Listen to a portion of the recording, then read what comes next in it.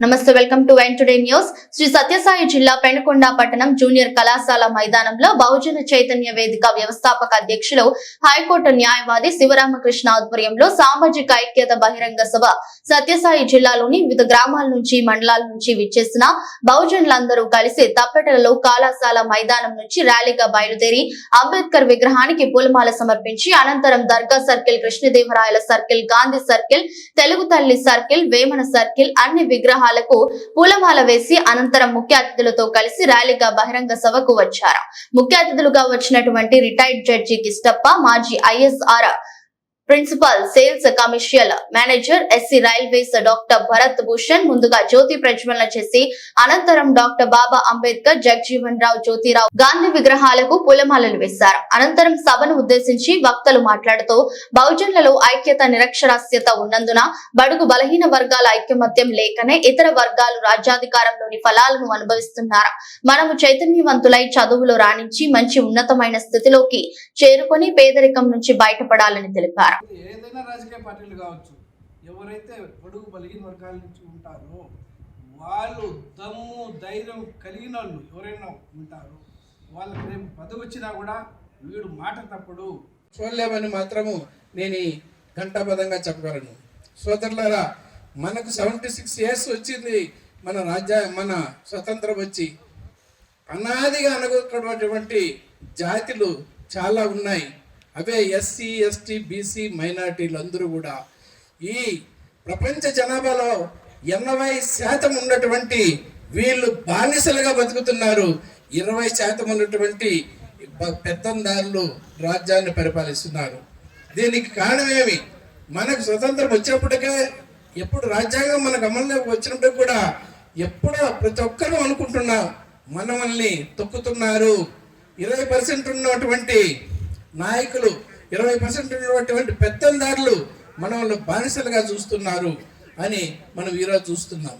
ఈరోజు మనం ఎక్కడికన్నా పల్లెటూరులో పోతే ఈ రోజైనా అస్పృశ్యత అనేది తొలగిందా మీరు ఎవరైనా చెప్పగలరా? తొలగలేదు. ఎందుకు తొలగలేదు? మనలో చైతన్యం లేదు కాబట్టి. నువ్వు మోసపోయేంతసేపు నిన్ను మోసపుచ్చుతుంటారు. కాబట్టి ఈ మోసాన్ని మనం ఎదిరించాలంటే మీరు చైతన్యవంతం కావాలా. మన భరతభూషణ్ గారు చెప్పినట్లు ముఖ్యమైనది ఏంది? చైతన్యం కావాలంటే మీకు సార్ చెప్పింది ఏంది? చదువు. శ్రద్ధగా విన్నందుకు ఈరోజు ముఖ్యంగా మన భరత్ సార్ గారు వచ్చి ఎన్నో విషయాలు ఆ విషయాలు చేరవేశాడు.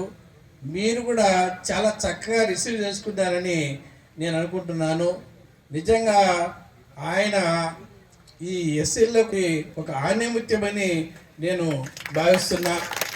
ఆయన చాలా ప్రాక్టికల్గా మాట్లాడాడు. ఆ ప్రాక్టికల్నెస్ నేను కూడా కోరుకుంటాను. మనము ఇదే కన్నా రాజకీయ సమావేశం అంటే వాళ్ళకి అందరూ కూడా వెళ్ళిపోయి ఉండేవాళ్ళు. కాకపోతే మనం ఒక చాలా నీతిగా నిజాయితీగా మనం కూర్చున్నాం. మన శివరామకృష్ణ గారు ఆయన అడ్వకేట్గా పనిచేస్తూ అయినా కూడా ఈ జాతిని మేల్కొల్పల్లా, ఈ బడుగీన వర్గాల్లో చైతన్యం తేవాలా అనేటువంటి ఉద్దేశంతో ఆయన కూడా నన్ను కూడా వచ్చి అడిగాడు, మీరు రావాలి సార్ అని. తప్పకుండా మనం కూడా ఒక పల్లెటూరులో ఎక్కడో జన్మించాం కాబట్టి, పేద కుటుంబంలో జన్మించాం కాబట్టి, ఒక జడ్జిగా వచ్చిన తర్వాత మనం వెనకాల ఉన్నటువంటి మన జాతిని మర్చిపోలేం కాబట్టి మిమ్మల్ని అందరినీ చైతన్యపరచడం ఒక బాధ్యతగా అని నేను కూడా భావించాను. కాబట్టి ఈ కార్యక్రమానికి రావడం జరిగింది. మిమ్మల్ని అందరినీ కలుసుకోవడం కూడా చాలా అదృష్టంగా నేను భావిస్తున్నాను. కాబట్టి ఈ వేదిక పైన ఉన్నటువంటి అందరికీ, మిత్ర బృందాలందరికీ చాలామంది బాగా మాట్లాడే వాళ్ళు ఉన్నారు. కింద మీలో కూడా చాలామంది వక్తలు ఉండొచ్చు, కానీ టైం లేదు కాబట్టి మనం ఇప్పటికే సర్దుకున్నాం. మీ రోజు ఓపిక గెలిపించండి. ఆ పార్టీలు ఎవరైతే మనకు ప్రేమిస్తారో, మన సమస్యలు తెలుసుకుంటారో, మన కోసం ఉంటారో వాళ్ళకు కూడా మీరు అవకాశాలు ఇవ్వండి. కానీ మన మోసం చేసే వాళ్ళకి, ఆ మోసగాళ్ళ చేతిలో మోసపోతున్నటువంటి ఈ బడుగు బలహీన వర్గాల నుంచి వెళుతున్నటువంటి నాయకులకి సపోర్ట్ చేయొద్దు. ఒకవేళ ఎవరైనా కానీ దమ్ము ధైర్యం ఉండి బడుగు బలహీన వర్గాల పక్కన నిలబడేటటువంటి నాయకుడు ఎవరైనా కానీ వాడు ఇండిపెండెంట్గా నిలబడినా కూడా వాడిని దయచేసి మీరందరూ మీ అమూల్యమైన ఓటేసి గెలిపించండి, చట్టసభలకు పంపించండి. ఈరోజు చట్టసభల్లో వీళ్ళ యొక్క ప్రాధాన్యత ఎంతో ఉంది.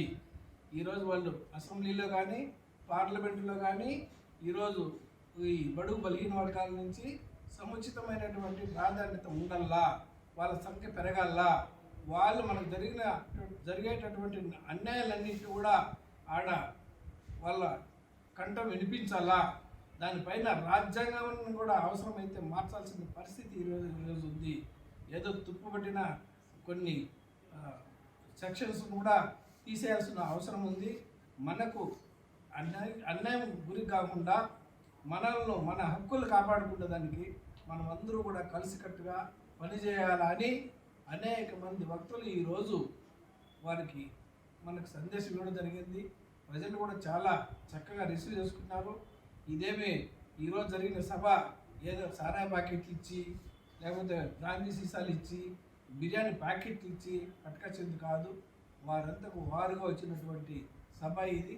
ఒక న్యాయవాది ఆధ్వర్యంలో, శివరామకృష్ణ అనే న్యాయవాది ఆధ్వర్యంలో ఈ యూత్ అంతా కూడా ముందరకు వచ్చి జరిపించేటువంటి సభ చాలా దిగ్విజయంగా జరిగింది. ఇటువంటి సభలు ఈరోజు నేను చెప్తున్నా మన అనంతపురం జిల్లాలోనే కాదు, కర్నూలు జిల్లాలో కానీ, అక్కడ చిత్తూరు జిల్లాలో కానీ చాలా ప్రతి ఒక్క మండలంలోన మనం పెట్టాలి, ప్రజలు చైతన్యవంతం చేయాలి. దీనికి ముఖ్యంగా మేధావి వర్గం ఎవరైతే ఉన్నారో వాళ్ళు, తర్వాత చదువుకున్నటువంటి వ్యక్తులు ఎవరైతే ఉన్నారో వాళ్ళు, తర్వాత రాజకీయాలపైన అవగాహన ఉన్నటువంటి పెద్దలు, ఇతర ప్రజలందరూ కూడా దీన్ని గమనించి వారికి వారు స్వయంగా ముందరకు వచ్చి ఇటువంటి సభలకు హాజరై పెద్దలు చెప్పేటువంటి విని వాళ్ళ యొక్క మైండ్ సెట్ అంతా మార్చుకోవాలి. 2024లో ఒక నూతన ఒరవడికి వాళ్ళు నాంది పలకాలని ప్రజలందరినీ కూడా నేను ఈ సందర్భంగా కోరుకుంటున్నాను.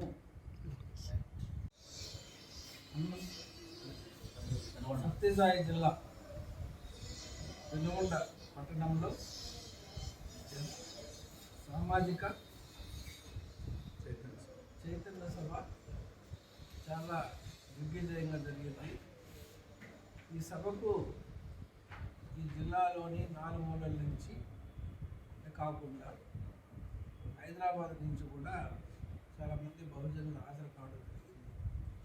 చాలామంది భక్తులు కూడా ఈరోజు రాజకీయ పరిస్థితులు, ఈరోజు బీసీలను, ఎస్సీలను, ఎస్టీలను, ఈ మైనారిటీలను ఈ రాజకీయ పార్టీలు ఎలా వాడుకుంటున్నాయి, వాళ్ళు రాజకీయంగా ఎందుకు వెనకబడుతున్నారు అనేది ఈరోజు ఒక చర్చనీయాంశం. చాలా చక్కగా వక్తలందరూ తెలియజేశారు.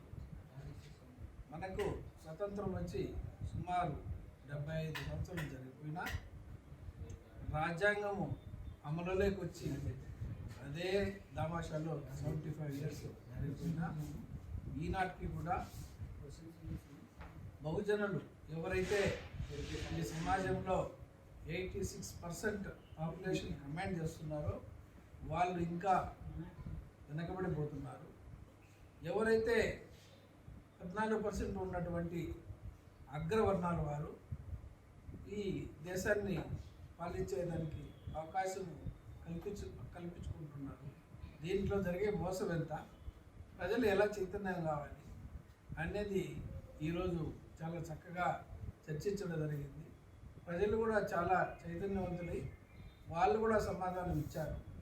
బాగా ఎలా రాజకీయ పార్టీలు మోసం చేస్తున్నాయి, ఎలా రాజకీయ పార్టీలు ప్రతి ఒక్కరూ ఈరోజు మార్నింగ్ లేచినప్పటి నుంచి సాయంకాలం పడుకునేంత వరకు కూడా నా బీసీలు, నా ఎస్సీలు, నా ఎస్టీలు, నా మైనార్టీలు అని గొంతు చుచ్చుకుంటాయి తప్ప వాళ్లకు ఏమి పదవులు ఇచ్చారు, వాళ్ళకి ఏమి ప్రాముఖ్యత ఇచ్చారు, ఎంతమందిని బాగుపరిచారు అని మేము ప్రశ్నిస్తున్నాము. ఇస్తున్నారు అరాకొరా, ఏదో చిన్న చిన్న ఎమ్మెల్యే సీట్లు 1-2 మినిస్టర్లు ఇస్తున్నారు. ఆ మినిస్టర్ల పేరు కూడా తెలియదు. ఒక ఇది డిప్యూటీ సీఎం కూడా ఇచ్చినామని చెప్పుకుంటుంటారు. ఆ డిప్యూటీ సీఎంలో వాళ్ళ పేర్లు ఏంది, వాళ్ళకున్న అధికారాలు ఏంది, ఈరోజు చర్చనీయాంశమైంది. ఏమీ అధికారాలు లేవు. ఈ ఎమ్మెల్యేలు ఎంపీలు ఇక్కడ ఈ బడుగు బలహీన వర్గాల నుంచి ఎన్నికైన వాళ్ళు వాళ్ళ చేత ఏమీ కావడం లేదు. వాళ్ళని కూడా మనం ఈరోజు తప్పులు పెట్టడానికి అవకాశం లేదు.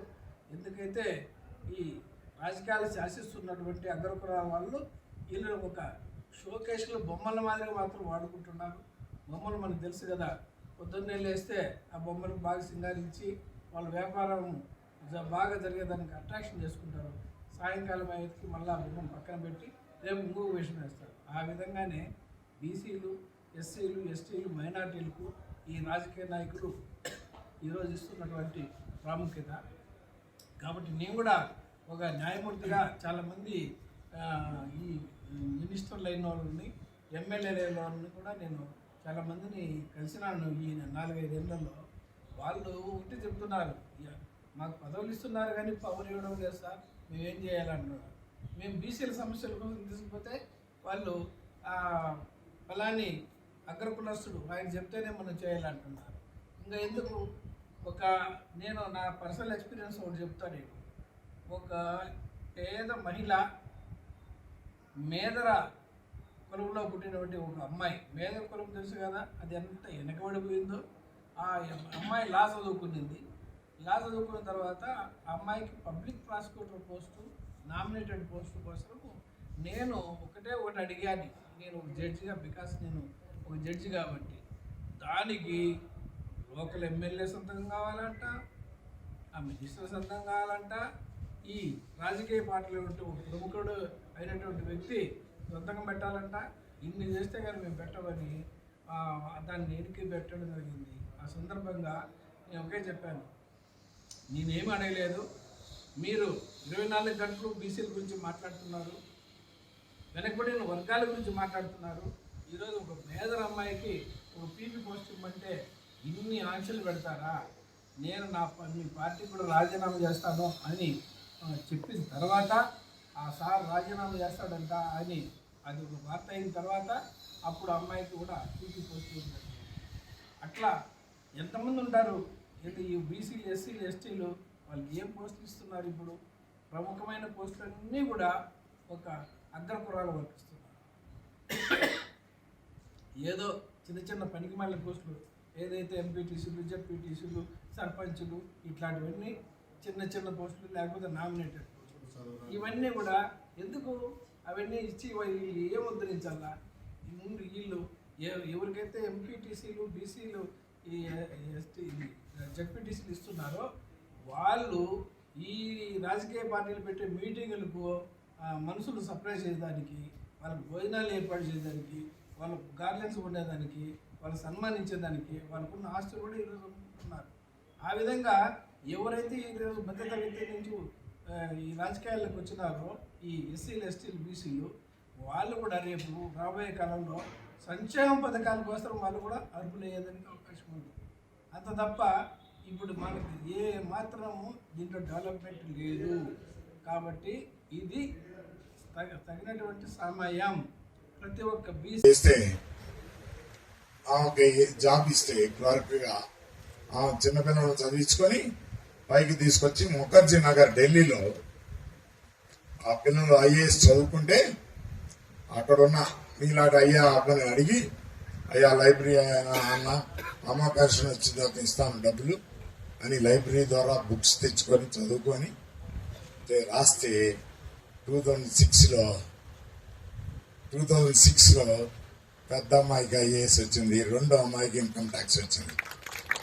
అప్పుడు అలహాబాద్ హైకోర్టు మెలుకొని ఈ తండ్రిని చంపిన వాళ్ళు ఎవరు అంటే 2-3 చనిపోయారు. అప్పటికి గతం వాళ్ళకి జైలు శిక్ష ఇచ్చారు. అంటే ఏంటి? నేను చెప్పేది ఏంటంటే, కష్టపడి చదువుకుంటే పేదరికం తరతరాలుగా తరించిపోతాయి, వెళ్ళిపోతాం మన దగ్గర నుంచి. అది మీరు చేయండి. ఇంకొకడు ఉన్నాడు వారణాసిలో, నారాయణ అని, రిక్షా పుల్లారు. వాడు బాగా చదువుకునేవాడు. చదువుకుంటే వాళ్ళకు చిన్న స్థలం ఉంది. ఆ స్థలం అమ్మేసి 40,000 వస్తే తీసుకెళ్తే ఆడ 40,000 తీసుకొని ఢిల్లీలో ప్రిపరేషన్ అవుతుంటే వాళ్ళ ప్రొఫెసర్ గారు అన్నారంట, సార్ ఏ సబ్జెక్ట్ తీసుకోవాలి అని. అరే నేను ఫిలాసఫీ చెప్తున్నాను, నాకు అదే బుక్లు ఉన్నాయి, అయ్యే తీసుకోండి. వాడు అదే తీసుకొని నెలకు ఒకసారి స్నానం చేసేవాడు. రోజుకి టాయిలెట్ ఎప్పుడైతే వెళ్తే 2 నిమిషాలు వెళ్తాం, రావటం, చదువుకోవటం. వాళ్ళకి ఫోన్ చేసిందంట, నాన్న చచ్చిపోయేటట్టున్నాడయ్యా, మరి నువ్వు రావాలి కదా అన్నాడు. అంటే వాడు అన్నాడంట, అక్క మనం ఎట్లాగో అట్టడుగున పాకుతున్నాం, నేను వచ్చి చేసేదాని మీద వచ్చేది ఏమీ లేదు. 13 రోజులు శాతకర్మలని అయ్యి అని ఈ అని ఈ ఉంగరం కట్టి ఆత్మ ఉంగరం కట్టి అది చెప్పి ఇది చెప్పి, కానీ ఈ 13 రోజులు నేను బాగా చదువుకుంటే మనలో చైతన్యం వచ్చి నేను అభివృద్ధి చెందుతూనే ఉన్నాను. లక్కీగా వాళ్ళ నాన్న చనిపోలేదు. ఆ కుర్రోడికి 2004లో ఐఏఎస్ వచ్చింది. ఇప్పుడు అడిషనల్ సెక్రటరీ గవర్నమెంట్ ఆఫ్ గోవాలో పనిచేస్తుంది. కాబట్టి ఇక్కడున్న యంగ్స్టర్స్కి పెద్దోళ్ళకైతే నేను 3 విషయాలు చెప్తా. తాగుడు మానేయండి. కానీ అనంతపురం వాళ్ళు బాగా ఫుల్గా తాగుతారు, నాకు బాగా తెలుసు. నేనైతే తాగనాయా, ఇదిగో నేను 70 ఇంతవరకు తాగలేదు. నా జాతిని పైకి తీసుకురావాలంటే ఇట్లాంటి క్షణికమైన లోకాలకు నేను చెల్లించాను. నువ్వు తీసుకురా 70,000 రూపాయల మందులు తీసుకురా, నేను తాగకూడదు, తాగిస్తే పాల్పడేస్తాను. ఎందుకంటే నా జాతి పైకి రావాలి. నెంబర్ 2, లేజినెస్గా ఉండకూడదు. మా శివరామకృష్ణ 10:30 అన్నాడు, నేనే అర్ధగంట లేటు బయలుదేరా అనంతపూర్లో. ఇప్పుడు తమిళనాడులో అడిషనల్ సెక్రటరీగా పనిచేస్తున్నాడు. ఈ అమ్మలక్కల గురించి మీకు తప్పక చెప్పాలి. నెలకు 2 పండుగలు హిందువులు అయితే, సంవత్సరానికి 24, ఒక నెల పోయింది. ముస్లిమ్స్కి రంజాన్ వస్తే ఒక నెల ఆడ ఫాస్టింగ్లోనే ఉంటాడు. క్రిస్టియన్స్కి క్రిస్టమస్ వస్తే డిసెంబర్ మొత్తం సెలవులు ఉంటాడు. చదువుకునేవాడికి ఇది అడ్డు రాకూడదు. మనిషికి కార్యదీక్ష ఉండాలి, పర్సివరెన్స్ ఉండాలి, కంటిన్యూటీ ఉండాలి, సాధించాలని గోల్ అనేది ఉండాలి. ఆ రోజు నేను మర్చిపోయాను, ఆ బుక్లో ఎక్కడో ఉండదు. దీనికి మీకు చిన్న ఉదాహరణ చెప్తా. మౌంటైన్ మ్యాన్ ఆఫ్ ఇండియా అని మాజీ అని ఉన్నాడు ఒకడు. వాడు బీహార్లో ఉన్నప్పుడు వాళ్ళ ఆవిడ్ని హాస్పిటల్కి తీసుకెళ్తున్నాడు. ఒక కొండ, ఇదిగో ఇట్లాంటి కొండ చుట్టూ తిరిగి వెళ్ళాలంట. 40 కిలోమీటర్లు. 40 కిలోమీటర్లు అయితే పాపం దారి మధ్యలో ఆమె చచ్చిపోయింది. ఆడికి అనిపించింది, నాకు జరిగిన అన్యాయం, నా భార్యకి జరిగిన అన్యాయం కథం వాళ్ళకి కాకూడదని పొద్దున్నే సర్ది కట్టుకొని ఆ కొండ దగ్గరికి వెళ్ళేవాడు. తలవటం బిగించేశాడు. 20 ఏళ్ల తర్వాత ఒక పెద్ద రోడ్ వచ్చింది. 40 కిలోమీటర్లు సేవ్ అయింది. 2 గంటల జర్నీ సేవ్ అయింది. ఎంతో మందిని ఈ రోజు ఆయనకి పద్మశ్రీ ఇచ్చి గవర్నమెంట్ ఆఫ్ ఇండియా గౌరవించింది. అట్లానే ఫారెస్ట్ మ్యాన్ ఆఫ్ ఇండియా అని అస్సాంలో ఉండేవాడు. వాడు కూడా సర్ది కట్టుకొని వెళ్ళి రోజుకి కొన్ని పొలాలు నాట్లేసేవాడు. వేస్తే ఒక ఫారెస్ట్ వచ్చింది. 1100 ఎకరాల ఫారెస్ట్ వచ్చిందంట. ఆయన కూడా పద్మశ్రీ ఇచ్చాడు. కాబట్టి కాళ్ళు చేతులు అన్ని బాగున్న వాళ్ళం మనకు దేవుడు ఇచ్చాడు. కాబట్టి ఎందుకు చదువుకోకూడదు? ఏమి చదువు లేనాడు మాజీను, ఆ ఫారెస్ట్ మ్యాను అంత చరిత్ర సృష్టిస్తే మీరెందుకు సృష్టించకూడదు? కాబట్టి మీరు చదవండి. ఈ చదివే ఒక మార్గం, చదువు ద్వారా తెలిసింది. కానీ ఏదో చిరంజీవి సినిమా లాగా ఒకరోజు చూసి ఆ రోజు ఏదో ఈ ఇంటికి నేను నిక్కర పొడిచి మళ్ళీ రెండో రోజున మర్చిపోతే కుదరదు. మనం దీన్ని అన్నిటినీ చూసి మనం చేయాల్సిన పని చేయాలి. కాబట్టి మీరందరూ బాగా మీ పిల్లల్ని చదివించండి. ఇదిగో ఈ రోజున హనుమంత్ గారి పిల్లోడు జాయింట్ కమిషనర్ అయ్యాడంటే ఆయన ఉన్నవాడా, రిచ్చోడా? ఇప్పుడు ఆయన ముందు కోట్లు పారుతూ ఉంటాయంట. కాబట్టి మీ అనంతపురోడే, నేను ఎందుకు చెప్తానంటే మీ పక్కన ఉన్నోడే అరుణాచలపల్లి. మరి అందుకని వాళ్ళు వచ్చారు, మా ఊరి దగ్గర పెట్టారు కదా అని. కాబట్టి మీరు కూడా చదవండి, మీ పిల్లల్ని చదివించండి. అమలట్లో మీ పిల్లల్ని బాగా చదివించాలి, మీ పిల్లల్ని బాగా చదివించాలి. మీరు తీసుకురండి. నేనైతే ఒక 3-4 గంటలు చెప్పగలను, కానీ చాలా పెద్దలు ఉన్నారు. ఇంతవరకు చాలు. ఎప్పుడైనా అడిగితే నెక్స్ట్ టైం శివరామకృష్ణ పిలిస్తే వీళ్ళందరూ ఉంటాయంట. కాబట్టి మీ అనంతపురోడే, నేను ఎందుకు చెప్తానంటే మీ పక్కన ఉన్నోడే అరుణాచలపల్లి. మరి అందుకని వాళ్ళు వచ్చారు, మా ఊరి దగ్గర పెట్టారు కదా అని. కాబట్టి మీరు కూడా చదవండి, మీ పిల్లల్ని చదివించండి. అమలట్లో మీ పిల్లల్ని బాగా చదివించాలి, మీ పిల్లల్ని బాగా చదివించాలి. మీరు తీసుకురండి. నేనైతే ఒక 3-4 గంటలు చెప్పగలను, కానీ చాలా పెద్దలు ఉన్నారు. ఇంతవరకు చాలు. ఎప్పుడైనా అడిగితే నెక్స్ట్ టైం శివరామకృష్ణ పిలిస్తే వీళ్ళందరూ డయాస్ మీద 30-40 మందిని పిలిచి మమ్మల్ని కూర్చోబెట్టి ఒక్కొక్కటి నాకు ఉపన్యాసం 30 ఏళ్ళ మట్టి విన్నాను ఇదే ఉపన్యాసం. ఏదో మా పిల్లలకు చెప్పినట్టే కొట్టు మీరందరూ ఉద్యోగం వాళ్ళ మాట అనే పని లేదు. వాడు నో అని చెప్తే మాత్రం ఆయన నాలుగు తీసేస్తా అంతే. నో అని పెట్టాడంటే ఆడు నా ముందు రాలేడు. అట్లాగా ఉండాలి. పట్టుత్వం, దీక్ష, కార్యదక్షత, గోలు, అటెంప్ట్, సివిరెన్సీ, కంటిన్యూటీ ఇవన్నీ ఉంటే మీకు కూడా కొట్టుకుంటా గ్రూప్ అని వస్తుంది. ఈరోజు నేను ఎందుకు ఫోర్స్ కొట్టుకుంటున్నా, వీళ్ళందరూ ఎందుకు చెప్తున్నారు? 25 మంది ఐఏఎస్లు చేశారు, నేను 10 మంది అమెరికా పంపించాను. ఇవన్నీ కారణాలు మా అంబేద్కర్ నన్ను కూర్చోబెట్టారు, ఆ సీట్లో కూర్చోబెట్టారు. కాబట్టి నేను మా వాళ్ళకి గడుగులు నన్ను ఒక ఆయన అడిగాడు, నీలాంటి ఏం సార్ పొద్దుగులు ఎస్సీ ఎస్టీల గురించి ఆలోచిస్తారు మీరండి, మరి ఏం చేయాలంటే ఒక రెడ్డికి అమ్మాయి దగ్గరికి వెళ్ళరా సార్, బాగా లిఫ్ట్ ఇస్తారు కదా అని. అన్న ఈ హృదయం ఉంది కదా, ఇది అంటుంది ఎరా భరతభూషణం తప్పు చేస్తున్నారా బాబు అన్నమాట. నేనున్నా నేను అది ఉంది కాబట్టి నేను ఇది మారనాయా. అప్పుడు నేను 50 ఒక 30 ఏళ్ళు బతాను, 40 ఏళ్ళు బతాను. నేను ఇక మారను, నేను మా వాళ్ళ గురించే ఉంటాను. కాబట్టి మీరు కూడా ఈ దొంగ మాటలు ఎన్నొద్దు. ఆత్మాభిమానాలు బొచ్చు పొగడం ఎవడా ఆత్మాభిమానం అవి వేస్తున్నారు. ఎవడన్నా మాట్లాడుతున్నాడు మీరు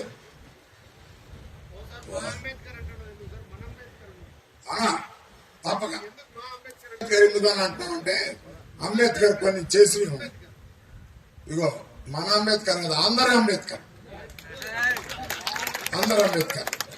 అదిగో ఆయన పెద్ద ఆయన చెప్పాడు కాబట్టి నేను 4 విషయాలు చెప్తాను సార్, విత్ యువర్ పర్మిషన్. ఏమనుకోవచ్చు సార్ టైం కూడా తినేస్తున్నాం. అందుకని ఇదిగో ఆర్బీఐ అనేది రిజర్వ్ బ్యాంక్ ఆఫ్ ఇండియా అనేది రావడానికి కారణం అంబేద్కర్.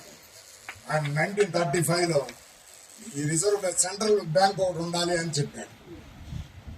నెంబర్ 2 1955లో ఆయన స్టేట్ బ్యాంక్ ఆఫ్ ఇండియా ఉండాలని ఆయన చెప్పాడు. నెంబర్ 2. నెంబర్ 3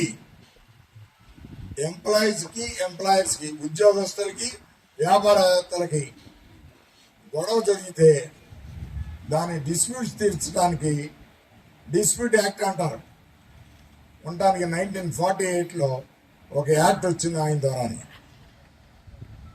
గర్భిణీ స్త్రీలకి సెలవుకి ఇవ్వాలని 1961లో ఆయన ఎప్పుడో 1946లో చెప్పింది ఇంప్లిమెంట్ చేయడం ద్వారా వచ్చింది. ఎవరికి? లేడీస్కి 3 నెలలు లీవ్ ఇస్తారు, మెటర్నిటీ లీవ్ అని. అలా అనుకుంటారు మా గొప్పతనని. గొప్పతనం ఆడదు కాదు, అంబేద్కర్ది.